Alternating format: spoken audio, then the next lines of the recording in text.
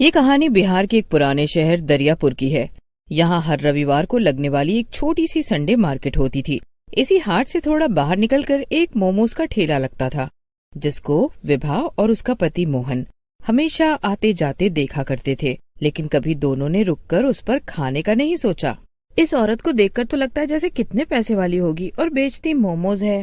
किसी किसी का मन करता है ऐसे काम करने का। जरूरी नहीं है कि पैसा नहीं है तो ही ये काम किया जाए। हाँ, वही मैं भी सोचूं। मार्केट अंदर है तो ये मार्केट से हटकर क्यों मोमोज बेचती है? इसको तो कॉलेज या स्कूल के बाहर बेचना चाहिए ये सब। छोड़ो, हमें क्या। और तुम भी क्या क्या सोचने लग जाती हो किसी के बारे में भी। चलो बैठो, घर चलते हैं। वो दोनों बाइक पर बैठ जाते हैं, लेकिन विभा मोहन के साथ बैठ तो जाती है, लेकिन उसकी नजर उस स्टॉल पर ही रहती है। वो ये सब ध्यान नहीं देती। मोहन समझ जाता है, बड़ी अजीब औरत है, जाने क्यों यहाँ ठेला लगाती है। और अगर पैसे वाली भी होगी तो कितने पैसे होंगे इसके पास? अब उसके बारे में सोचना बंद करके बताओगी क्या खाना है? चाउमीन ही खिला दो। और मैं नहीं सोच रही उसके बारे में। विभा के दिमाग में फिर भी वो लड़की आ ही रही होती है। रात को मोहन तो सो जाता है, लेकिन विभा मन ही मन सोच रही होती, कुछ तो बात है, कोई फायदा तो जरूर होगा उस लड़की को, तभी तो वो वहाँ मोमोज लगाती है। हमेशा लाल लिपस्टिक फैंसी कपड़ों में खड़ी रहती है। ऐसे कौन मोमोज बेचता है? क्या वो कुछ अलग डालती होगी अपने मोमोज में? अब सो भी जाओ विभा, कब तक सोचना है मोमोज के बारे में? अरे नहीं, मैं वो नहीं सोच रही हूँ। दोनों सो जाते हैं। कुछ दिनों बाद विभा गर्भवती हो जाती है। दोनों बहुत खुश हो जाते हैं। मोहन अपनी बीवी से बहुत प्यार करता है। मेरा ऐसी हालत में कुछ कुछ खाने का जी हो रहा है, क्या करूं? अरे ये क्या सोचना, मैं हूँ तो मुझे बताओ क्या खाना है। विभा मोहन को रोज कुछ लाने को कहती है और मोहन वो लेकर भी आता है। एक दिन की बात है, विभा की तबीयत कुछ ठीक नहीं थी।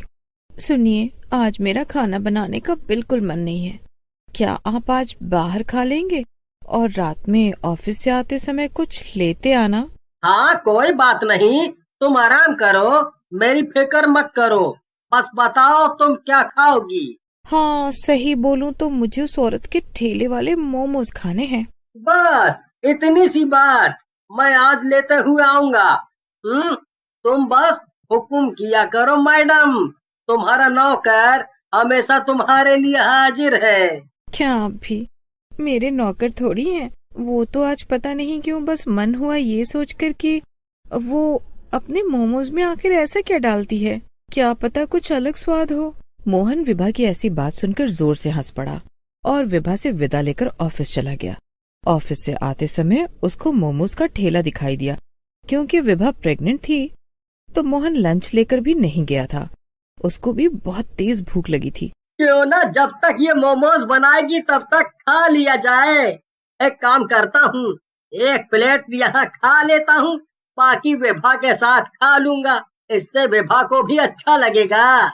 मोहन ने सोचा, आज संडे मार्केट नहीं था तो मोहन ने देखा आसपास कोई नहीं था, सिर्फ वही औरत लाल ड्रेस में लाल लिपस्टिक लगाई खुद ही लेकर खा भी रही थी और बाकी के मोमोज गर्म करते हुए गाना गा रही थी, जैसे उसको किसी से कोई मतलब ही न हो और वो खुश हो।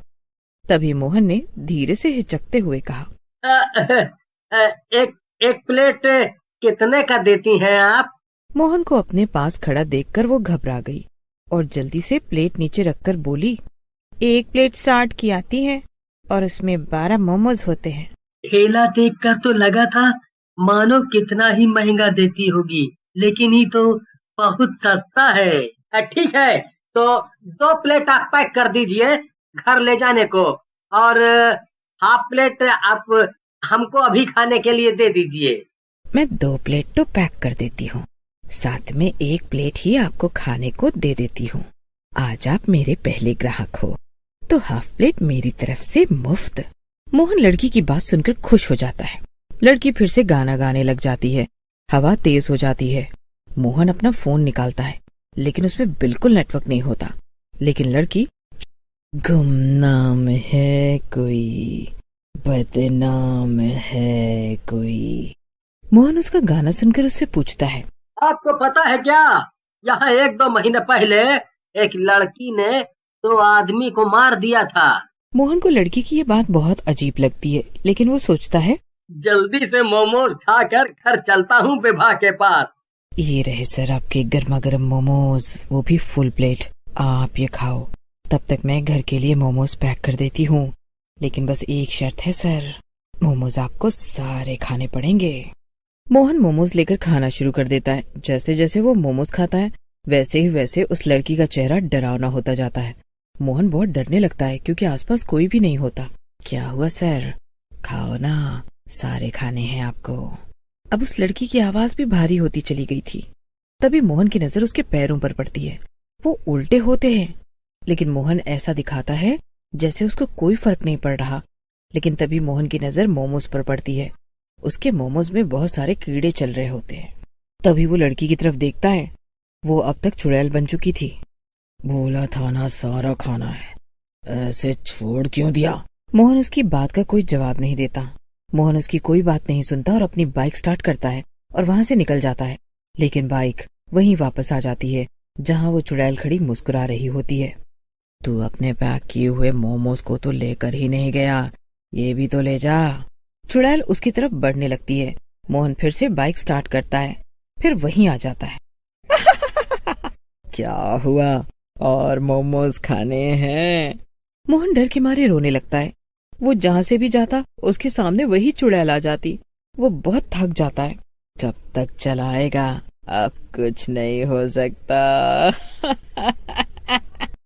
फिर एक अलग सी ही आवाज में चुड़ैल बोलती है, आपने अपने मोमोज तो खाए ही नहीं सर। मोहन बहुत चिल्लाता है, बेचारा, ये सब तेरे ही मोमोज हैं, खा ले इन्हें, खा ले।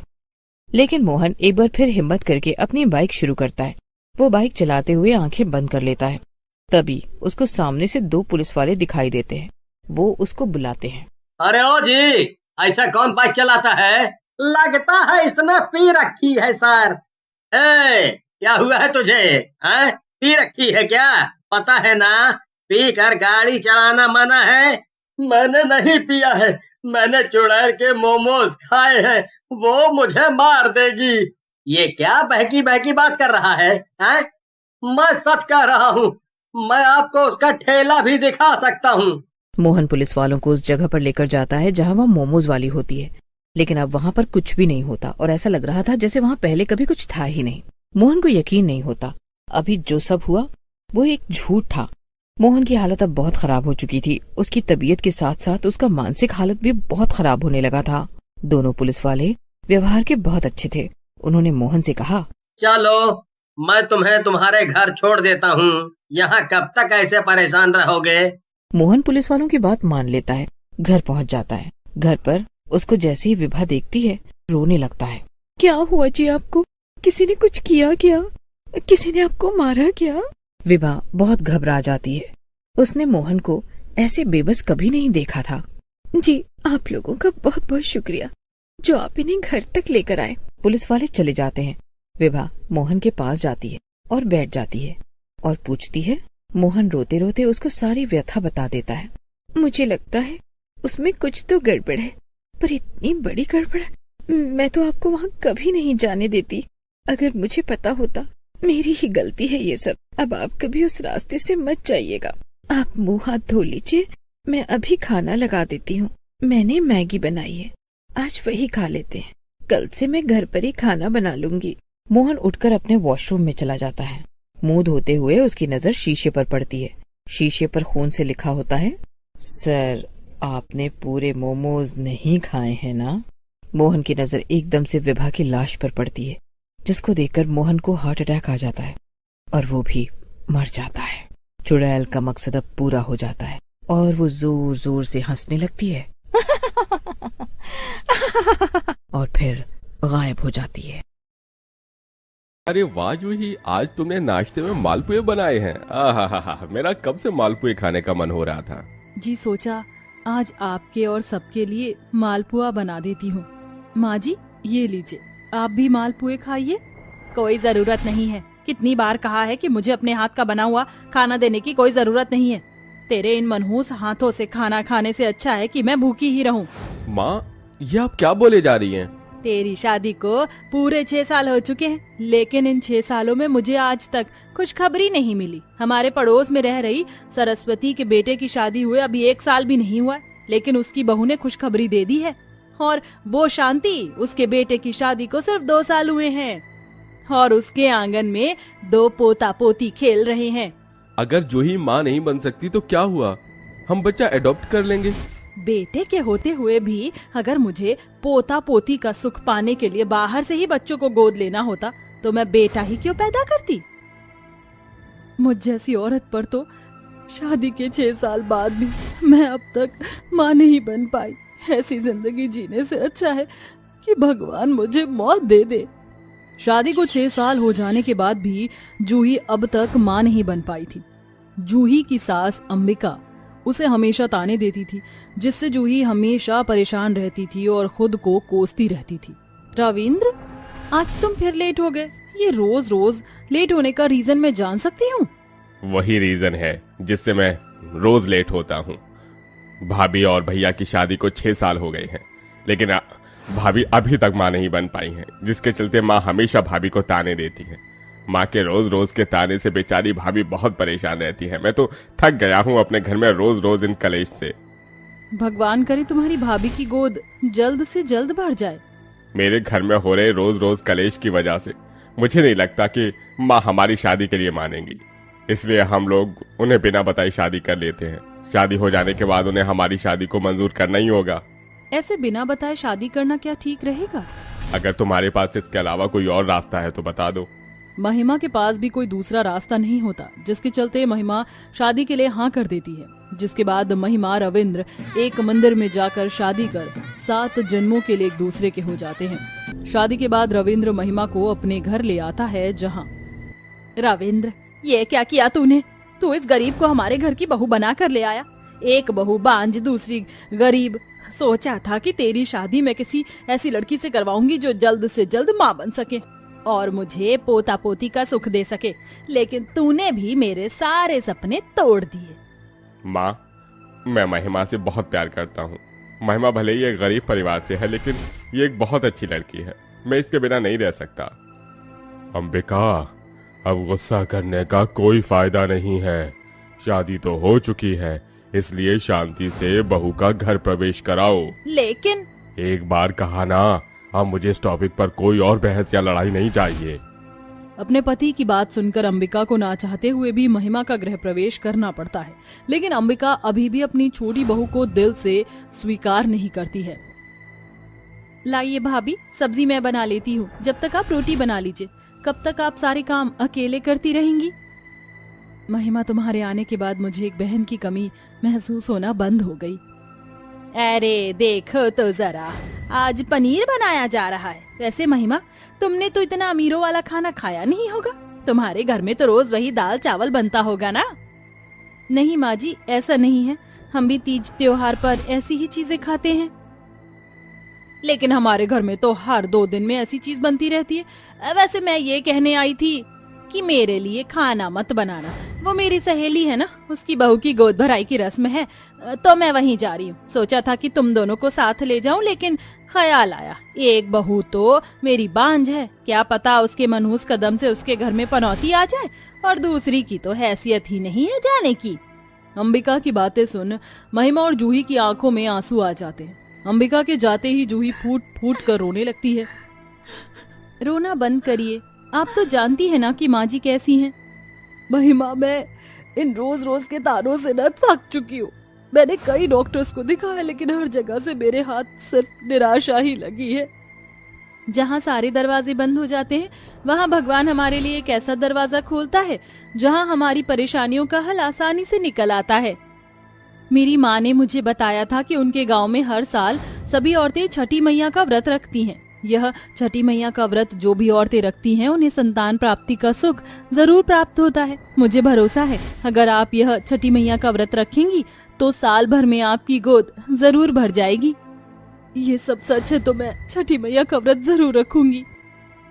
जूही महिमा इस बारे में अपनी सास को बताती हैं, जिसे सुनकर बड़े बड़े डॉक्टर और स्पेशलिस्ट को दिखाने के बाद भी आज तक माँ नहीं बनी, तो क्या ये व्रत रखने से माँ बन जाएगी? कैसी बकवास बातें कर रही हो तुम दोनों। आज के जमाने में भी क्या कोई ऐसी बातों पर विश्वास करता है? कोई विश्वास करे ना करे, लेकिन हम जरूर विश्वास करते हैं। महिमा जूही छठ पूजा का व्रत रखने की पक्की ठान लेती हैं, जिसके बाद अब दोनों देवरानी और जेठानी मिलकर छठ पूजा का व्रत रखने की तैयारी करती हैं। पूजा के लिए सारा सामान ले लिया, एक बार फिर से लिस्ट चेक कर लेती हूँ। नारियल, गन्ना, सुठानी, सुपारी, धाप, नींबू, केला, सिंघाड़े, फल, टोकरी, अदरक का पौधा, हरे पत्ते, सिंदूर, सुपारी। चलो सारा सामान तो हो गया। कल सबसे पहले हम नदी के अंदर जाकर स्नान करेंगे। अगले दिन होते ही देवरानी और जेठानी दोनों मिलकर अपने घर के पास में बनी नदी के पास जाती हैं और जाकर स्नान करती हैं। महिमा देखो, मैंने पूजा का सारा प्रसाद बना दिया है। अब हम इस प्रसाद को खाएंगे। इस प्रसाद को खाने के बाद 36 घंटे तक हमारा निर्जला व्रत रहेगा। इस सूनी गोद को भरने के लिए मैं निर्जला व्रत तो क्या, इससे कठिन व्रत भी रखने को तैयार हूँ। आप देखना, इतने सच्चे मन से छठ पूजा का व्रत रखने का फल आपको जरूर मिलेगा और जल्दी आपकी सूनी गोद भर जाएगी। दोनों देवरानी जेठानी मिलकर छठ पूजा का व्रत रखती हैं और छठी मैया से संतान प्राप्ति की प्रार्थना करती हैं। हे छठी मैया, मैंने सच्चे मन से आपका व्रत रखा है। मेरे इस व्रत को स्वीकारो और मेरी सूनी गोद को भर दो। मेरी आपसे यही प्रार्थना है कि मेरी जेठानी को इस सूने आंचल में बच्चों की किलकारी गुंजवा दो, जिससे उनकी जिंदगी में खुशियों की बहार आ जाए। ऐसे ही दोनों देवरानी जेठानी का छठ पूजा का ये व्रत पूरी विधि विधान से संपूर्ण होता है। छठ पूजा को खत्म हुए 1 महीना हो चुका है, लेकिन अभी तक तुम दोनों में से किसी ने भी मुझे खुशखबरी नहीं दी। मैं कह रही थी ना कि सारी चीज बकवास है, इनका कोई अस्तित्व नहीं है। अंबिका ये कही रही होती है कि तभी महिमा और जूही को अचानक उल्टी आना शुरू हो जाती है, जिसे देख महिमा और जूही का पति जल्दी से डॉक्टर को बुलाते हैं। डॉक्टर साहब, क्या हुआ इन दोनों को? अचानक इन्हें उल्टियां आना कैसे शुरू हो गई? यह तो अब लगा ही रहेगा। आपके परिवार के लिए 1 नहीं 2 खुशखबरी है। आप दोनों की पत्नियां गर्भवती हैं। क्या कहा आपने डॉक्टर साहब? मेरी दोनों बहुएं गर्भवती हैं? जी हाँ। ये खबर सुनकर ऐसा लग रहा है कि दुनिया की सारी खुशियाँ मेरे घर आ गई हो। आखिर मेरा दादी बनने का बरसों का सपना पूरा होने जा रहा है। ये सब सिर्फ महिमा के कारण ही हो पाया है। अगर महिमा मुझे छठ पूजा के व्रत के बारे में नहीं बताती तो छठी मैया की मुझ पर कभी कृपा नहीं होती। महिमा बहू, मुझे माफ कर दे बहू, तेरे ही चलते मेरे घर में सारे जहाँ की खुशियाँ आ पाई हैं। मैंने तेरे साथ जो भी बर्ताव किया उसके लिए मैं बहुत शर्मिंदा हूँ। जूही बहू, तू भी मुझे माफ कर दे। तेरे साथ तो मैंने बहुत अन्याय किया, लेकिन आज मैं अपनी गलती पर शर्मिंदा हूँ। छठी मैया की कृपा से मेरी दोनों बहुओं की गोद भर गई। जय हो छठी मैया की। ऐसे ही दिन गुजरते हैं और महिमा और जूही को 2 प्यारे प्यारे बेटे होते हैं, जिसके बाद अब हर साल अंबिका अपनी दोनों बहू के साथ छठी मैया का व्रत रखती है। काली और गोरी बहन का भाई दूज का गिफ्ट। ओ काजल की बच्ची, मेरा इंग्लिश का असाइनमेंट बन गया है, तो हिस्ट्री का असाइनमेंट भी बना दे। मेरी उंगलियां दुख चुकी हैं 1 पेज लिख कर ही। यार, तूने इंग्लिश का असाइनमेंट बोला था, मुझे अपना असाइनमेंट भी तो बनाना है। तो खुद बना ले अपना हिस्ट्री का। ओ काली कलूटी, जितना बोल रही हूँ ना उतना कर ले। तेरे एग्जाम में 0 भी आएंगे तो चलेगा। वैसे भी तू काली है, लेकिन अगर मेरे मार्क्स गिर गए तो सब लोग मुझे न जाने क्या क्या बोलेंगे। इसलिए पहले मेरा असाइनमेंट बना। अरे श्वेता, क्या कर रही है तू? मैं और गौतम तेरा इंतजार कर रहे हैं। चल, हमें क्लब के लिए लेट हो रहा है। आकाश भैया, आप तीनों जने क्लब जा रहे हैं, मुझे भी चलना है। मैं आपके साथ कभी घूमने नहीं जाती हूँ, मुझे भी ले चलिए। तुझे हम साथ में ले जाएंगे तो हमारी बेइज्जती हो जाएगी। लोग क्या बोलेंगे कि मेरी काली बहन भी है। हाँ, हमें अपनी खिल्ली नहीं उड़वानी है तेरे जैसी बदसूरत काली लड़की की वजह से। और हाँ, असाइनमेंट मिले है ना, वो कर ले। अगर ज्यादा फ्री है तो मेरा असाइनमेंट भी कर देना। चलो चलो अब सब। ये कहकर तीनों भाई बहन काजल का दिल दुखा कर बाहर क्लब में मस्ती करने के लिए चले जाते हैं। वहीं काजल रोते रोते असाइनमेंट बनाती है। क्यों भगवान जी, क्यों आप मेरे साथ ऐसा क्यों करते हैं? क्यों आपने मुझे काला बनाया? मेरे कालेपन की वजह से मेरे अपने भाई बहन मेरे साथ कितना बुरा व्यवहार करते। और छोटी माँ से तो मैं कुछ कह ही नहीं सकती, वो मुझे बिल्कुल पसंद नहीं करती। काश माँ, आप मुझे अपने साथ ही ले जाती। ओ महारानी, यहाँ क्या कर रही है? शाम का खाना कोई और बनाएगा? तेरे पापा आने वाले हैं, खाना बना पहले। और खाना अच्छा नहीं बनाया तो तेरे झुंड पकड़कर घुमा दूंगी तुझे पूरे घर में। नहीं नहीं माँ, मैं आती हूँ। काजल अपनी सौतेली माँ की बात सुनकर रसोई में खाना बनाने के लिए चली जाती है। दरअसल काजल के पिता अमरीश ने कविता से शादी की थी। उसकी एक हंसती खेलती फैमिली थी। आकाश और गौतम के होने के बाद कविता ने काली बेटी को जन्म दिया। दोनों भाई अपनी काली बहन को खास पसंद नहीं करते थे। फिर एक एक्सीडेंट के दौरान कविता उन सबको हमेशा के लिए छोड़कर चली जाती है। ऐसे में अमरीश मीनाक्षी से दूसरी शादी कर लेता है और शादी के 1 साल बाद ही श्वेता होती है। अरे देखो तो अमरीश, तुम्हारी बेटी कितनी रसगुल्ले जैसी गोरी पैदा हुई है, और एक वो तुम्हारी काली बेटी है, इसका तो साया भी ना पड़ने दूं मैं अपनी बेटी पर। अरे भाग्यवान, तुम ऐसा क्यों सोचती हो? माँ हमें अपनी छोटी बहन को गोद में दो ना, खिलाना है। मुझे भी भैया, मुझे भी चाहिए। हाँ, तुम दोनों अपनी बहन का ख्याल रखना। माँ मैं तो भी दे दो। अनुज काली कलूटन, तू यहाँ पर क्यों आई है? चली जा यहाँ से। अमरीश, दूर कर लो इसे मेरी श्वेता से। ये सुनकर अमरीश अपनी बेटी को कमरे में ले जाता है। दरअसल वह चाहकर भी मीनाक्षी से कुछ नहीं कह पा रहा था। वक्त के साथ चारों बच्चे बड़े हो जाते हैं, पर मीनाक्षी ने अपनी सौतेली काली बेटी के साथ बुरा बर्ताव करना नहीं छोड़ा। वह अपने तीनों गोरे बच्चों को तो प्यार करती है, पर काजल को नहीं। घर का सारा काम वह उससे ही करवाया करती थी। खैर, सुबह के 4 बजे तीनों भाई बहन घर लौटते हैं। उनके शोर से पूरा घर जाग जाता है। जब भी कोई लड़की देखूं मेरा दिल दीवाना बोले ओले ओले ओले ओले ओले ओले। नहीं भैया, ओले ओले नहीं, बल्ले बल्ले होता है। हे भगवान, तुम लोगों ने अपनी क्या हालत बना रखी है। मीनाक्षी, ये सब तुम्हारे कुछ न कहने का नतीजा है कि ये बच्चे बिगड़ रहे हैं। चुप रहो तुम, भटकती आत्मा की तरह यहाँ क्या कर रहे हो? जाकर सो जाओ। और वैसे भी मेरे बच्चों ने कुछ नहीं किया, आजकल का ट्रेंड है ये। तुमसे तो कुछ कहना ही बेकार है। एक अलूटी तू भी आ गई, जा इन तीनों को इनके कमरे में छोड़कर आ। जी माँ। फिर काजल अपने तीनों भाई बहनों को एक एक करके उनके कमरे में छोड़ देती है। वक्त गुजरता है। काजल के साथ नाइंसाफी होना रुकता नहीं है। सिर्फ एक उसका पिता ही था जो उसका दुख दर्द समझता था, और एक उसकी सहेली नंदिनी जो उससे पार्क में मिलती है। काजल, तू कब तक ये सब सहती रहेगी? मत किया कर यार अपने भाई बहनों का काम। वो तो तेरे अपने होकर तेरे साथ ऐसे कर रहे हैं। नंदिनी, कोई बात नहीं, दोनों भाई मेरे कैसे भी हों पर सगे हैं, और श्वेता तो छोटी है तो मैं बड़ी बहन समझकर कर देती हूँ उसका काम। सच बताऊं तो मुझसे तेरी ये हालत बिल्कुल नहीं देखी जाती है। मैं तो नहीं मानती कि किसी का रंग गोरा होता है तो उसके साथ अच्छा व्यवहार करो, काला है तो बुरा करो। नेचर वाइज तू बहुत अच्छी है, मुझे इसी चीज से फर्क नहीं पड़ता। काश तेरे भाई बहन भी ऐसे ही होते। तू छोड़ ना ये सारी बातें, पानी पूरी खाने चलते हैं। हाँ चल। कहने को काजल अंदर ही अंदर घुटती रहती है, पर फिर भी चेहरे पर मुस्कुराहट बनाए रखती है। एक दिन दोनों भाई के साथ श्वेता कॉलेज के गेट पर उतरती है, तभी आकाश और गौतम के दोस्त कहते हैं, वही है, गोरी सी लड़की तेरी बहन है, ये गर्लफ्रेंड बड़ी मस्त है। ओए तमीज में, मेरी बहन है वो, और मैं गोरा हूं, तो मेरे जैसी तो गोरी चिट्टी होना ही था ना उसे। वो तो है, मैं इतनी सुंदर हूं तो क्या करूं। ये सारी बातें कोने पर खड़ी हुई काजल सुन लेती है। उसकी आंखों में आंसू छलक जाते हैं। ये आंसू भी इसलिए नहीं रुकते क्योंकि मेरा खुद का भाई मुझे ही प्यार नहीं करता, बस श्वेता को प्यार करता है, क्योंकि ये सब गोरे हैं। भगवान जी, ऐसा ही था तो आपने सबको गोरा क्यों नहीं बनाया? ये बोलकर काजल कॉलेज में चली जाती है। देखते ही देखते भाई दूज का दिन आ जाता है। काजल अपने दोनों भाई के लिए भूखी प्यासी सुबह से थी। उस दिन उसे पहनने के लिए कोई नए कपड़े भी नहीं देता है।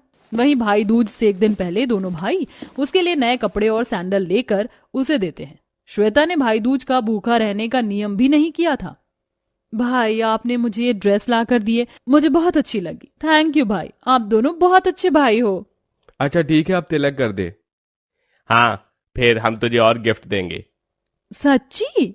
फिर श्वेता जल्दी से अपने दोनों भाई को तिलक कर देती है और नारियल दे देती है। फिर उसके दोनों भाई उसे आईफोन, न्यू ड्रेस और लैपटॉप गिफ्ट करते हैं। बताइए, सारा गिफ्ट तुझे कैसा लगा? हमने मेहनत से जोड़ जोड़ के लिया है तेरे लिए। आई लव यू भैया, और I love you so much. मुझे ये सारे गिफ्ट बहुत अच्छे लगे। भैया, मैं भी तिलक करूंगी। जल्दी कर। काजल ने पूरे नियम के साथ आरती करके अपने भाई के माथे और गोले पर तिलक कर देती है। भैया, आप मेरे लिए तोहफे में क्या लाए? तुझ जैसी काली कलूटी को तोहफे की क्या जरूरत है? तू तो फटे हुए कपड़ों में ही अच्छी लगती है। एग्जैक्टली, बिल्कुल सही कहा भाई ने।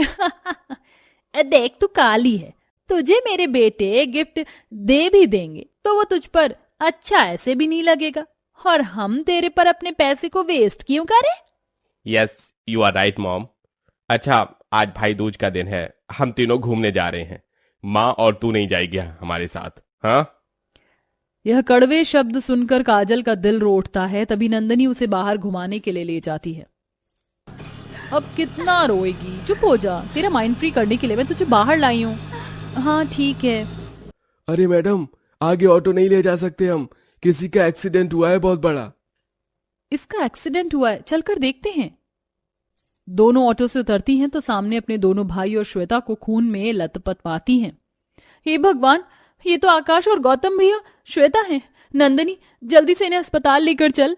हाँ ठीक है। दोनों फौरन उन तीनों को 2 ऑटो करके हॉस्पिटल पहुंच जाते हैं, जहां कुछ देर बाद उन्हें होश आता है। ये हम हॉस्पिटल कैसे आए? कौन लाया? आपकी बहन मिस काजल। तू लाई है हमें? हाँ, आप तीनों की तबीयत कैसी है? बेहतर लग रहा है, पर दर्द है। हमने तेरे साथ इतना बुरा किया, उसके बाद भी तू हमें बचाकर यहाँ तक लेकर आई। कैसे कर लेती है तू? तुझे नफरत नहीं होती हमसे? अपने बहन भाइयों से भी भला किसी को नफरत हो सकती है? वो अलग बात है कि आप मुझे अपना नहीं मानते। मैं तो बस आपके प्यार की भूखी हूँ, आपको ऐसी हालत में छोड़ नहीं सकती थी। मुझे माफ कर दे मेरी बहन, मैं तेरे साथ हमेशा बुरा करती आई हूँ, लेकिन पता चल गया रंग रूप नहीं, अच्छा दिल जरूरी होता है, जो कि तेरे पास है। हम दोनों भाइयों को माफ कर दे, अब से हम चारों एक साथ रहेंगे। सच्ची भैया? हाँ मेरी बहन। इस तरह काजल को अपने तीनों भाई बहन का साथ मिल जाता है। वह उसे बहुत सारे गिफ्ट ला कर देते हैं। चारों एक साथ खुशी खुशी रहने लगते हैं और हमेशा साथ में ही घूमने जाया करते थे।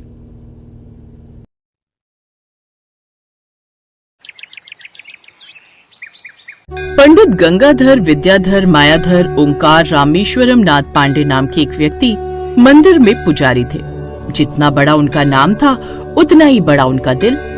वो हर रोज मंदिर में भंडारा किया करते थे और उस भंडारे का खाना अकेले उनकी बेटी सावित्री बनाया करती थी। वो सभी लोग हर रोज पंडित जी और उनकी बेटी को खूब दुआएं देकर जाते थे, जिस वजह से उन्हें कभी कोई तकलीफ नहीं होती थी। वहीं दूसरी तरफ मनोहर तिवारी का बड़ा सा परिवार था। एक रात दोनों पति पत्नी, हमारे पास अभी एक ब्रह्मास्त्र बचा हुआ है, यानी मोनू। बस ऊपर वाले से दुआ कीजिए कि मोनू की शादी एक ऐसी लड़की से हो जाए जो हम सबका खाना अकेले ही समय पर और स्वादिष्ट बना पाए। ऐसी लड़की मिलना तो लगभग नामुमकिन है। तो ऐसा करते हैं, हम लोग किसी वृद्धाश्रम में चलते हैं और वहीं रहते हैं। कम से कम समय पर आखिरी टाइम पर खाना तो मिलता रहेगा, क्योंकि रोज रोज हम बहुओं को कुछ कह भी तो नहीं सकते, वरना उनके पतियों को बुरा लग जाएगा। लगता है तुम सही कह रही हो, हमें वृद्धाश्रम ही चलना पड़ेगा। हमारे बेटों को बुरा तो लगेगा, लेकिन हमारे पास इसके अलावा कोई रास्ता नहीं है। मैं कल जाकर कोई अच्छा सा वृद्धाश्रम देख लेता हूँ। अगले ही दिन मनोहर बाहर जाकर वृद्धाश्रम ढूंढने लगा। तभी रास्ते में उसे वही मंदिर दिखाई दिया जहाँ पर भंडारा चल रहा था। अरे पंडित जी प्रणाम, कैसे हैं आप? बस सब ऊपर वाले की कृपा है मनोहर लाल जी। आप बताइए कहाँ निकल पड़े आज? बहुत दिनों के बाद दिखाई दिए। कुछ नहीं पंडित जी, एक वृद्ध आश्रम ढूंढ रहा हूँ। सोच रहा हूँ मैं अपनी बीवी को लेकर किसी वृद्ध आश्रम चला जाऊँ और आगे का जीवन वहीं बिताऊं। 7 बहुएं होने के बाद भी वक्त पर खाना नहीं मिलता। हर रोज लड़ाई झगड़े होते हैं खाने की वजह से। मनोहर लाल जी, वो सब तो ठीक है, लेकिन अगर आप लोग वृद्धाश्रम चले जाएंगे तो आपके बेटों को अच्छा नहीं लगेगा। आपके बेटे तो बहुत संस्कारी हैं। तभी अचानक मनोहर की नजर पंडित गंगाधर की बेटी पर गई, जो अकेले ही भंडारे का खाना बना रही थी। पंडित जी, ये लड़की कौन है जो अकेले ही इतने सारे लोगों का खाना बना रही है? मनोहर लाल जी, ये मेरी बेटी सावित्री है। आपने इसे बचपन में देखा था, इसीलिए शायद पहचान नहीं पा रहे हैं। अगर पंडित जी की बेटी हमारे घर की बहू बन जाए तो हमारे घर की सारी समस्याएं दूर हो जाएंगी और हमें वृद्धाश्रम भी नहीं जाना पड़ेगा। क्या सोचने लगे मनोहर लाल जी? कुछ नहीं पंडित जी, मैं तो बस ये सोच रहा हूँ कि बेटियां कितनी जल्दी बड़ी हो जाती हैं, पता ही नहीं चलता। वैसे आपने अपनी बेटी के लिए कोई लड़का देखा? मनोहर लाल जी, अभी तो कुछ देखा नहीं। जिस दिन ऊपर वाला चाह लेगा मेरी बेटी को अच्छा वर मिल ही जाएगा। पंडित जी, अगर आप बुरा ना माने तो मैं आपकी बेटी का हाथ अपने सबसे छोटे बेटे मोनू के लिए मांगता हूँ। अरे मनोहर लाल त्रिपाठी जी, ये तो मैंने कभी सोचा ही नहीं। आपका परिवार इतना संस्कारी है, आपसे अच्छा परिवार तो मेरी बेटी को कभी मिल ही नहीं सकता। अब मनोहर ने वृद्धाश्रम वाला प्लान कैंसिल कर दिया और कुछ ही दिनों बाद दोनों की शादी हो गई।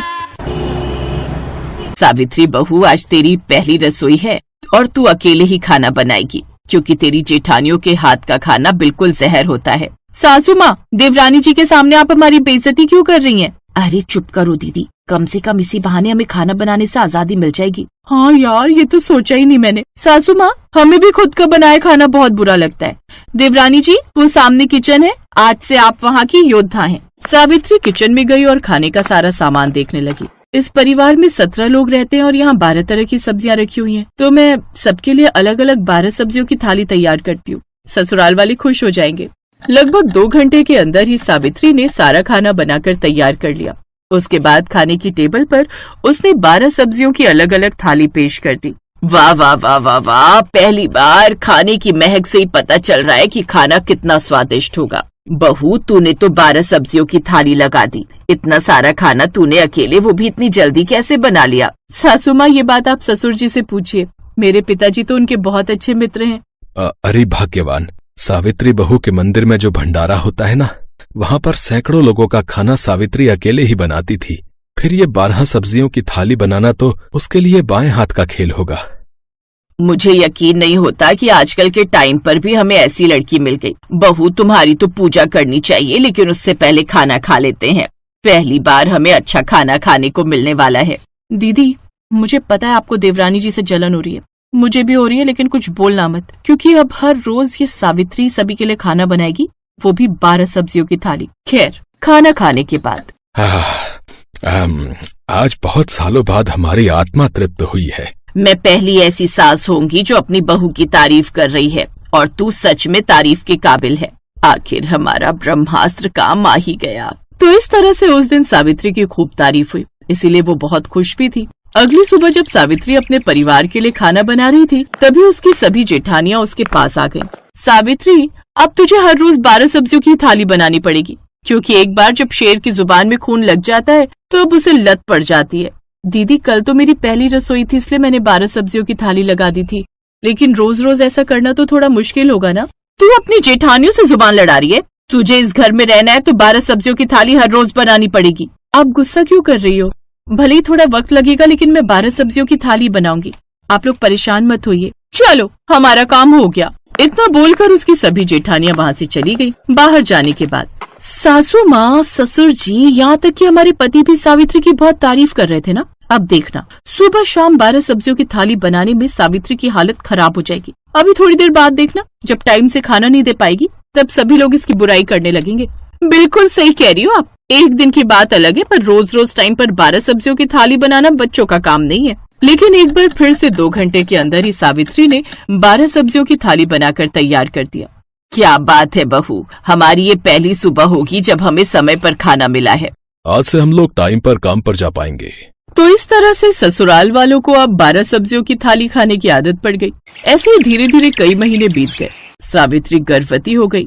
डॉक्टर ने कहा है कि आज के बाद सावित्री घर का कोई काम नहीं करेगी। आज के बाद तुम सबको 12 सब्जियों वाली थाली बनानी पड़ेगी, क्योंकि अब हमारी आदत हो गई है। और बहू, तुम पहली बार माँ बनने वाली हो, इसलिए कुछ दिन अपने मायके चली जाओ। सावित्री को उसकी सास ने मायके भेज दिया। अब जेठानियों की चली हुई चाल उल्टा उन्हीं पर भारी पड़ने वाली थी।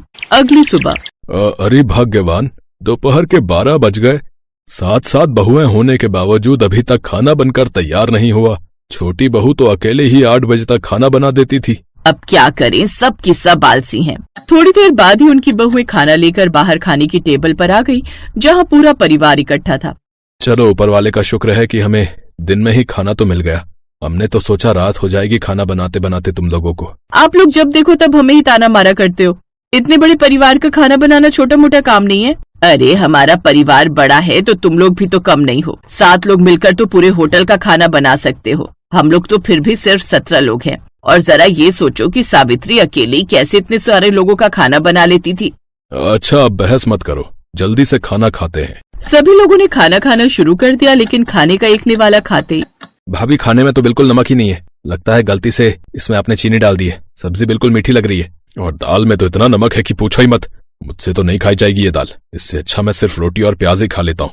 छोटी बहू थी तब तक हर रोज 12 सब्जियों की स्वादिष्ट थाली मिलती थी, पर आज तो एक सब्जी भी ढंग की नहीं मिली। अरे बेटा, तू रोटी भी नहीं खा पाएगा। इन लोगों ने गलती से रोटी में भी नमक डाल दिया है। तुम लोगों का ध्यान रहता कहाँ है। अब जैसा भी बनाए चुपचाप खा लीजिए, वरना भूखे रहिए। हमसे नहीं होगा ये सब। फिर एक रात उनके सास ससुर अकेले में कुछ बातें कर रहे थे। अगर इस तरह रोज हम देर से खाना खाएंगे और वो भी इतना बेहुदा, तो हम लोग जल्दी ही ऊपर वाले को प्यारे हो जाएंगे। लेकिन अब किया भी क्या जा सकता है।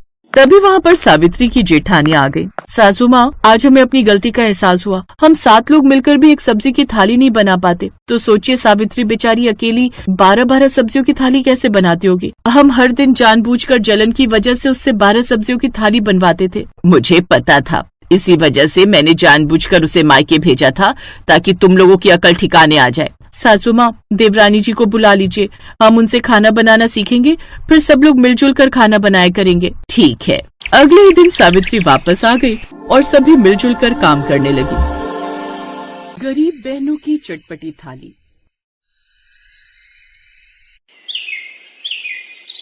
आओ चटपटी थाली खाओ, आओ आओ गर्मा गर्म चटपटी थाली खाओ। 50 रुपए की थाली, 50 रुपए की थाली, सबसे निराली 50 रुपए की थाली। जहाँ सीमा सभी को थाली बेच रही थी, तो वहीं रेखा बर्तन मांजने में लगी हुई थी और उसने उसे देखकर कहा, सीमा कितनी मेहनत करती है, मेरा और मेरे परिवार का कितने अच्छे से ध्यान रखती है। अभी तो हमारा भाई छोटा है, जब वो बड़ा हो जाएगा तब हम दोनों को इतना काम नहीं करना पड़ेगा। रेखा बर्तन मांजकर वापस ठेले पर आकर खड़ी हो जाती है और दोनों बहनें मिलकर अपनी 50 रुपए की चटपटी थाली बेचा करती हैं। ऐसे एक दिन एक औरत आई और कहने लगी, अरे सीमा रेखा, तुम दोनों की जोड़ी को देखकर सच में ऐसा लगता है जैसे मोटू पतलू की जोड़ी हो या फिर जय वीरू की जोड़ी। जब देखो तुम लोग एक साथ रहती हो, मुझे बहुत अच्छा लगता है सच में। आज के जमाने में 2 बहनों में इतना प्यार देखने को कहाँ मिलता है जितना प्यार तुम दोनों बहनों के बीच में है। अरे ये सब बोलकर हमारे प्यार को नजर लगाने की जरूरत नहीं है। अब हम दोनों बहनों के बीच में प्यार है तो इससे आप क्यों जल रही हैं? वो औरत इस बात को मजाक में लेती है और चटपटी थाली खाकर पैसे देकर वहां से चली जाती है। तो वहीं उन्हीं के ठेले के सामने ठेला लगाने वाली वैजयंती को दोनों बहनों की ये साझेदारी देखकर बहुत जलन होती थी और वो कहती है, ये दोनों बहनें कितनी ताकतवर हैं, अनाथ हैं पर अकेले ही अपने भाई को पाल पोस कर बड़ा कर रही हैं और आपस में भी इतना प्यार है। इनके इस प्यार और अपनेपन की वजह से मेरा ठेला नहीं चल पाता। हर कोई इनके स्वभाव और इनके हाथों के स्वाद को देखकर इनकी चटपटी थाली खा लेता है, लेकिन मुझे इनका कोई न कोई इंतजाम तो करना ही होगा। तभी वहाँ पर उसका पति महेश आता है और कहता है, अरे वैजयंती, तुम फिर से इन दोनों बहनों को देखकर जलने लग गई। परिवार से जलन कर करके तुमने मुझे, मेरी माँ और पिता को अलग कर दिया। अब तुम इन दोनों को अलग करने के बारे में मत सोचो। मैं जो भी कर रही हूँ हमारे भले के लिए कर रही हूँ, इसलिए आपको ज्यादा मुंह चलाने की जरूरत नहीं है। अगर ये दोनों बहनें इसी तरह एक दूसरे के साथ रहेंगी तो परेशानी हमको ही होगी। मैं तो तुम्हें कुछ नहीं कहने वाला, जो तुम्हें ठीक लगे वो करो। बस ये कहूंगा कि किसी के साथ इतना बुरा मत करना कि आगे परेशानी हो। इतना बोलकर महेश वहाँ से चला जाता है। अब समय यूं ही गुजरता है और ऐसे ही एक दिन जब दोनों बहनें अपनी चटपटी थाली बेच रही होती हैं, तभी वैजयंती ठेले पर आती है और सीमा से कहती है, अरे सीमा, मेरी थोड़ी सी मदद कर दे। मेरे ठेले पर नमक खत्म हो गया, तू जाकर मेरे लिए थोड़ा सा नमक लेकर आ जाएगी। अभी तो ग्राहकों के आने का समय, अभी तो नहीं जा पाऊंगी। अगर आपको नमक चाहिए तो आप हमारे ठेले से ले लो। अरे मेरी बेटी, हम तो अपने खाने में सिर्फ काला नमक इस्तेमाल करते हैं और तुम लोग सफेद नमक इस्तेमाल करते हो, इसलिए मैं तुम्हारा नमक इस्तेमाल नहीं कर सकती। इसलिए बेटी, तू जाकर मेरे लिए नमक ले आ। पर आप फिक्र मत करो, मैं अभी रेखा को भेजकर नमक मंगवा देती हूँ, आप यहीं रुको। अब वैजयंती पैसे दे देती है और सीमा रेखा को भेजकर नमक लाने के लिए कह देती है। तभी वैजयंती सीमा को भड़काते हुए कहती है, तुम देख रही हो सीमा, कितनी बुरी है तुम्हारी बहन। नमक लेने चली तो गई, लेकिन कैसे मुंह बनाकर गई है। और मैंने देखा था, उसने जाते जाते तुम्हें पलट कर देखा था और कुछ बड़बड़ा भी रही थी। आपको कोई भ्रम हुआ होगा चाची, मेरी बहन ऐसी बिल्कुल भी नहीं है। वो मेरी सगी बहन है और मेरा बहुत अच्छे से ख्याल रखती है। ये बाल मैंने धूप में सफेद नहीं किए, पूरे 45 साल की हो गई हूँ मैं, अच्छे से जानती हूँ कि किसका कैसा स्वभाव है।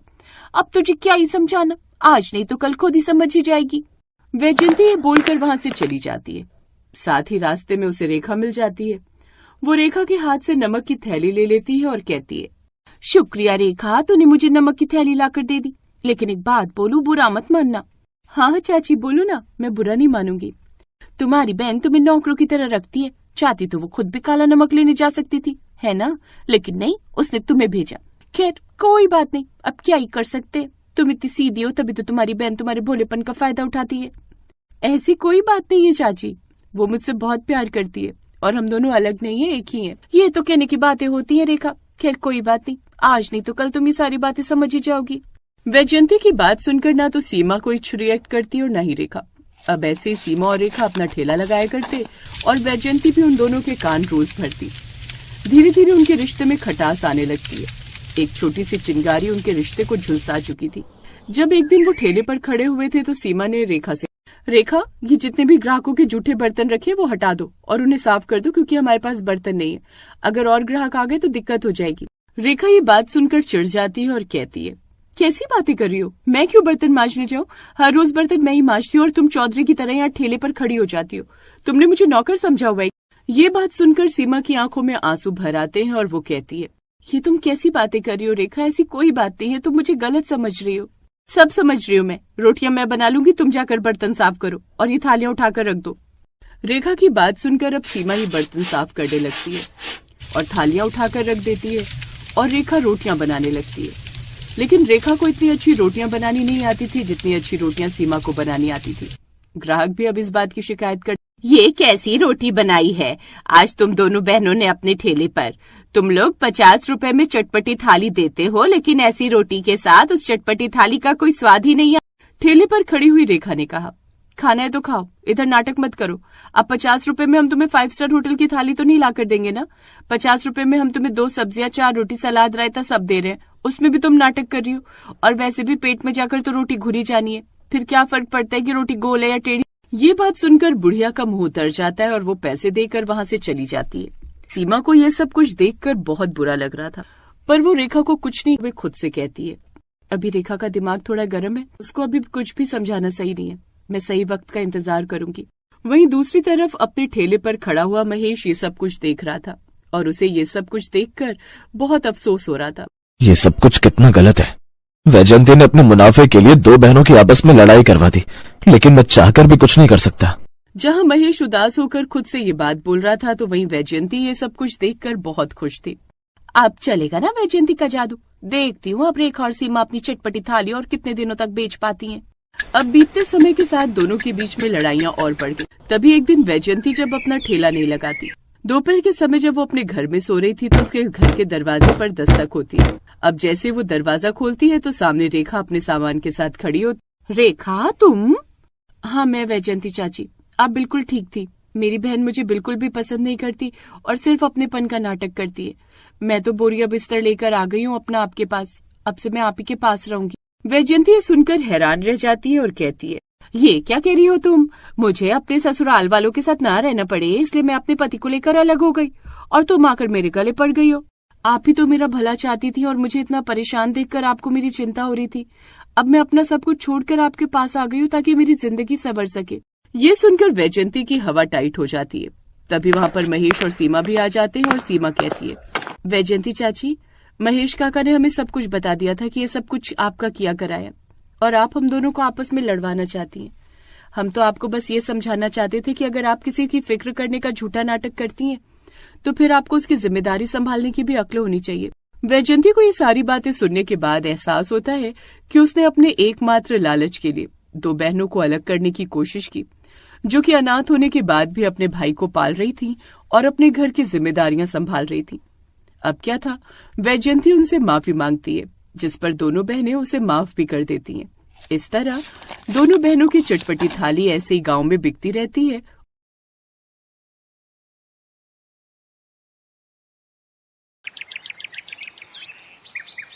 पंडित गंगाधर, विद्याधर, मायाधर, ओंकार रामेश्वरम नाथ पांडे नाम के एक व्यक्ति मंदिर में पुजारी थे। जितना बड़ा उनका नाम था उतना ही बड़ा उनका दिल। वो हर रोज मंदिर में भंडारा किया करते थे और उस भंडारे का खाना अकेले उनकी बेटी सावित्री बनाया करती थी। वो सभी लोग हर रोज पंडित जी और उनकी बेटी को खूब दुआएं देकर जाते थे, जिस वजह से उन्हें कभी कोई तकलीफ नहीं होती थी। वहीं दूसरी तरफ मनोहर तिवारी का बड़ा सा परिवार था। एक रात दोनों पति पत्नी, हमारे पास अभी एक ब्रह्मास्त्र बचा हुआ है, यानी मोनू। बस ऊपर वाले से दुआ कीजिए कि मोनू की शादी एक ऐसी लड़की से हो जाए जो हम सबका खाना अकेले ही समय पर और स्वादिष्ट बना पाए। ऐसी लड़की मिलना तो लगभग नामुमकिन है। तो ऐसा करते हैं, हम लोग किसी वृद्धाश्रम में चलते हैं और वहीं रहते हैं। कम से कम समय पर आखिरी टाइम पर खाना तो मिलता रहेगा, क्योंकि रोज रोज हम बहुओं को कुछ कह भी तो नहीं सकते, वरना उनके पतियों को बुरा लग जाएगा। लगता है तुम सही कह रही हो, हमें वृद्धाश्रम ही चलना पड़ेगा। हमारे बेटों को बुरा तो लगेगा, लेकिन हमारे पास इसके अलावा कोई रास्ता नहीं है। मैं कल जाकर कोई अच्छा सा वृद्धाश्रम देख लेता हूँ। अगले ही दिन मनोहर बाहर जाकर वृद्धाश्रम ढूंढने लगा। तभी रास्ते में उसे वही मंदिर दिखाई दिया जहाँ पर भंडारा चल रहा था। अरे पंडित जी प्रणाम, कैसे हैं आप? बस सब ऊपर वाले की कृपा है मनोहर लाल जी। आप बताइए कहाँ निकल पड़े आज? बहुत दिनों के बाद दिखाई दिए। कुछ नहीं पंडित जी, एक वृद्ध आश्रम ढूंढ रहा हूँ। सोच रहा हूँ मैं अपनी बीवी को लेकर किसी वृद्ध आश्रम चला जाऊँ और आगे का जीवन वहीं बिताऊं। 7 बहुएं होने के बाद भी वक्त पर खाना नहीं मिलता। हर रोज लड़ाई झगड़े होते हैं खाने की वजह से। मनोहर लाल जी वो सब तो ठीक है, लेकिन अगर आप लोग वृद्धाश्रम चले जाएंगे तो आपके बेटों को अच्छा नहीं लगेगा। आपके बेटे तो बहुत संस्कारी हैं। तभी अचानक मनोहर की नजर पंडित गंगाधर की बेटी पर गई, जो अकेले ही भंडारे का खाना बना रही थी। पंडित जी ये लड़की कौन है जो अकेले ही इतने सारे लोगों का खाना बना रही है? मनोहर लाल जी ये मेरी बेटी सावित्री है। आपने इसे बचपन में देखा था, इसीलिए शायद पहचान नहीं पा रहे हैं। अगर पंडित जी की बेटी हमारे घर की बहू बन जाए तो हमारे घर की सारी समस्याएं दूर हो जाएंगी और हमें वृद्धाश्रम भी नहीं जाना पड़ेगा। क्या सोचने लगे मनोहर लाल जी? कुछ नहीं पंडित जी, मैं तो बस ये सोच रहा हूँ कि बेटियां कितनी जल्दी बड़ी हो जाती हैं, पता ही नहीं चलता। वैसे आपने अपनी बेटी के लिए कोई लड़का देखा? मनोहर लाल जी अभी तो कुछ देखा नहीं। जिस दिन ऊपर वाला चाह लेगा मेरी बेटी को अच्छा वर मिल ही जाएगा। पंडित जी अगर आप बुरा ना माने तो मैं आपकी बेटी का हाथ अपने सबसे छोटे बेटे मोनू के लिए मांगता हूँ। अरे मनोहर लाल त्रिपाठी जी, ये तो मैंने कभी सोचा ही नहीं। आपका परिवार इतना संस्कारी है, आपसे अच्छा परिवार तो मेरी बेटी को कभी मिल ही नहीं सकता। अब मनोहर ने वृद्धाश्रम वाला प्लान कैंसिल कर दिया और कुछ ही दिनों बाद दोनों की शादी हो गई। सावित्री बहू, आज तेरी पहली रसोई है और तू अकेले ही खाना बनाएगी, क्योंकि तेरी जेठानियों के हाथ का खाना बिल्कुल जहर होता है। सासू माँ, देवरानी जी के सामने आप हमारी बेइज्जती क्यों कर रही हैं? अरे चुप करो दीदी, कम से कम इसी बहाने हमें खाना बनाने से आजादी मिल जाएगी। हाँ यार, ये तो सोचा ही नहीं मैंने। सासू माँ, हमें भी खुद का बनाया खाना बहुत बुरा लगता है। देवरानी जी, वो सामने किचन है, आज से आप वहाँ की योद्धा हैं। सावित्री किचन में गई और खाने का सारा सामान देखने लगी। इस परिवार में 17 लोग रहते हैं और यहाँ 12 तरह की सब्जियाँ रखी हुई हैं, तो मैं सबके लिए अलग अलग 12 सब्जियों की थाली तैयार करती हूँ। ससुराल वाले खुश हो जाएंगे। लगभग 2 घंटे के अंदर ही सावित्री ने सारा खाना बनाकर तैयार कर लिया। उसके बाद खाने की टेबल पर उसने 12 सब्जियों की अलग अलग थाली पेश कर दी। वाह वाह वाह वाह वाह, पहली बार खाने की महक से ही पता चल रहा है कि खाना कितना स्वादिष्ट होगा। बहू, तूने तो 12 सब्जियों की थाली लगा दी। इतना सारा खाना तूने अकेले, वो भी इतनी जल्दी कैसे बना लिया? सासू माँ, ये बात आप ससुर जी से पूछिए। मेरे पिताजी तो उनके बहुत अच्छे मित्र हैं। अरे भाग्यवान, सावित्री बहू के मंदिर में जो भंडारा होता है ना, वहाँ पर सैकड़ों लोगों का खाना सावित्री अकेले ही बनाती थी। फिर ये 12 सब्जियों की थाली बनाना तो उसके लिए बाएं हाथ का खेल होगा। मुझे यकीन नहीं होता कि आजकल के टाइम पर भी हमें ऐसी लड़की मिल गई। बहू, तुम्हारी तो पूजा करनी चाहिए, लेकिन उससे पहले खाना खा लेते हैं। पहली बार हमें अच्छा खाना खाने को मिलने वाला है। दीदी, मुझे पता है आपको देवरानी जी से जलन हो रही है, मुझे भी हो रही है, लेकिन कुछ बोलना मत, क्योंकि अब हर रोज ये सावित्री सभी के लिए खाना बनाएगी, वो भी 12 सब्जियों की थाली। खैर, खाना खाने के बाद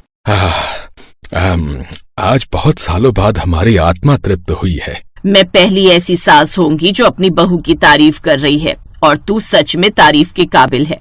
आखिर हमारा ब्रह्मास्त्र काम आ ही गया। तो इस तरह से उस दिन सावित्री की खूब तारीफ हुई, इसीलिए वो बहुत खुश भी थी।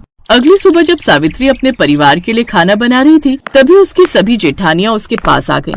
सावित्री, अब तुझे हर रोज 12 सब्जियों की थाली बनानी पड़ेगी, क्योंकि एक बार जब शेर की जुबान में खून लग जाता है तो अब उसे लत पड़ जाती है। दीदी, कल तो मेरी पहली रसोई थी, इसलिए मैंने 12 सब्जियों की थाली लगा दी थी, लेकिन रोज रोज ऐसा करना तो थोड़ा मुश्किल होगा ना। तू अपनी जेठानियों से जुबान लड़ा रही है? तुझे इस घर में रहना है तो 12 सब्जियों की थाली हर रोज बनानी पड़ेगी। आप गुस्सा क्यों कर रही हो?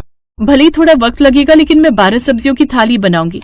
आप लोग परेशान मत होइए। चलो, हमारा काम हो गया। इतना बोलकर उसकी सभी जेठानियां वहाँ से चली गई। बाहर जाने के बाद सासू माँ, ससुर जी, यहाँ तक कि हमारे पति भी सावित्री की बहुत तारीफ कर रहे थे ना। अब देखना, सुबह शाम 12 सब्जियों की थाली बनाने में सावित्री की हालत खराब हो जाएगी। अभी थोड़ी देर बाद देखना, जब टाइम से खाना नहीं दे पाएगी तब सभी लोग इसकी बुराई करने लगेंगे।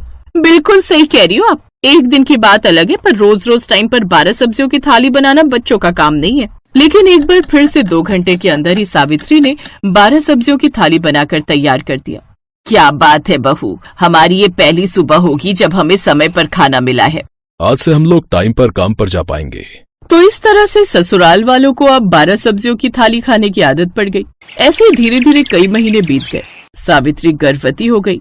डॉक्टर ने कहा है कि आज के बाद सावित्री घर का कोई काम नहीं करेगी। आज के बाद तुम सबको 12 सब्जियों वाली थाली बनानी पड़ेगी, क्योंकि अब हमारी आदत हो गई है। और बहू, तुम पहली बार माँ बनने वाली हो, इसलिए कुछ दिन अपने मायके चली जाओ। सावित्री को उसकी सास ने मायके भेज दिया। अब जेठानियों की चली हुई चाल उल्टा उन्हीं पर भारी पड़ने वाली थी। अगली सुबह अरे भाग्यवान, दोपहर के 12 बज गए। 7 बहुएं होने के बावजूद अभी तक खाना बनकर तैयार नहीं हुआ। छोटी बहू तो अकेले ही 8 बजे तक खाना बना देती थी। अब क्या करें, सब की सब आलसी हैं। थोड़ी देर बाद ही उनकी बहुएं खाना लेकर बाहर खाने की टेबल पर आ गई, जहां पूरा परिवार इकट्ठा था। चलो, ऊपर वाले का शुक्र है कि हमें दिन में ही खाना तो मिल गया। हमने तो सोचा रात हो जाएगी खाना बनाते बनाते तुम लोगों को। आप लोग जब देखो तब हमें ही ताना मारा करते हो। इतने बड़े परिवार का खाना बनाना छोटा मोटा काम नहीं है। अरे, हमारा परिवार बड़ा है तो तुम लोग भी तो कम नहीं हो। 7 लोग मिलकर तो पूरे होटल का खाना बना सकते हो। हम लोग तो फिर भी सिर्फ 17 लोग हैं। और जरा ये सोचो कि सावित्री अकेली कैसे इतने सारे लोगों का खाना बना लेती थी। अच्छा, अब बहस मत करो, जल्दी से खाना खाते हैं। सभी लोगों ने खाना खाना शुरू कर दिया, लेकिन खाने का एक निवाला खाते ही, भाभी, खाने में तो बिल्कुल नमक ही नहीं है। लगता है गलती से इसमें आपने चीनी डाल दी है। सब्जी बिल्कुल मीठी लग रही है, और दाल में तो इतना नमक है कि पूछो ही मत। मुझसे तो नहीं खाई जाएगी ये दाल। इससे अच्छा मैं सिर्फ रोटी और प्याज ही खा लेता हूँ। छोटी बहू थी तब तक हर रोज 12 सब्जियों की स्वादिष्ट थाली मिलती थी, पर आज तो एक सब्जी भी ढंग की नहीं मिली। अरे बेटा, तू रोटी भी नहीं खा पाएगा। इन लोगों ने गलती से रोटी में भी नमक डाल दिया है। तुम लोगों का ध्यान रहता कहाँ है? अब जैसा भी बनाए चुपचाप खा लीजिए, वरना भूखे रहिए। हमसे नहीं होगा ये सब। फिर एक रात उनके सास ससुर अकेले में कुछ बातें कर रहे थे। अगर इस तरह रोज हम देर से खाना खाएंगे, और वो भी इतना बेहुदा, तो हम लोग जल्दी ही ऊपर वाले को प्यारे हो जाएंगे। लेकिन अब किया भी क्या जा सकता है। तभी वहाँ पर सावित्री की जेठानियां आ गई। सासू माँ, आज हमें अपनी गलती का एहसास हुआ। हम 7 लोग मिलकर भी एक सब्जी की थाली नहीं बना पाते, तो सोचिए सावित्री बेचारी अकेली 12 सब्जियों की थाली कैसे बनाती होगी। हम हर दिन जानबूझकर जलन की वजह से उससे 12 सब्जियों की थाली बनवाते थे। मुझे पता था, इसी वजह से मैंने जानबूझकर उसे मायके भेजा था, ताकि तुम लोगों की अकल ठिकाने आ जाए। सासू माँ, देवरानी जी को बुला लीजिए। हम उनसे खाना बनाना सीखेंगे, फिर सब लोग मिलजुल कर खाना बनाया करेंगे। ठीक है। अगले ही दिन सावित्री वापस आ गई और सभी मिलजुल कर काम करने लगी।